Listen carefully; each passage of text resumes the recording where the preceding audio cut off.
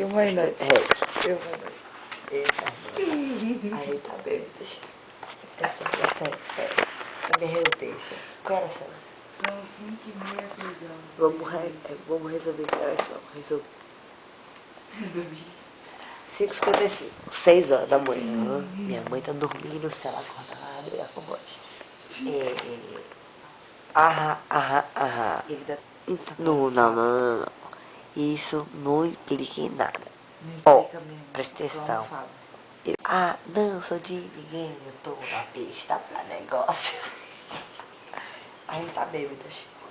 Releve a nossa cachaça agora. Muito. Deixa eu ver se tá gravando essa merda. Tá gravando, 1 minuto e 42.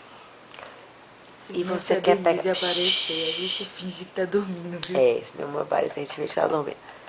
Você se fudeu, sacana. Léo, mas você vai com essa pulseira. E vou assim, ó. A madre, velha, de 5, de 10, de 15. Bora. Até agora eu tô esperando a princesa e plebe.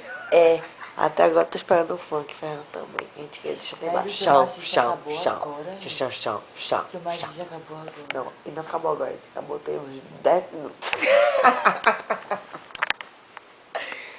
E a gente tá na pista. E a gente tomou Absolute. E uma garrafa de Absolute, 2 garrafas de O Orval. cara disse que vai me procurar no Facebook. Falou 10 vezes. Ele anotou meu telefone. Ele anotou meu telefone canadense. Anotou meu telefone. Nem da coqueiro. Nada. Coqueiro. Tá falando pra caralho, né? Então vamos dormir? Vamos. Sem pensar em nada? Sem. Vamos amanhã pro churrasco? Vamos. Dá um beijo. Olha o lixador.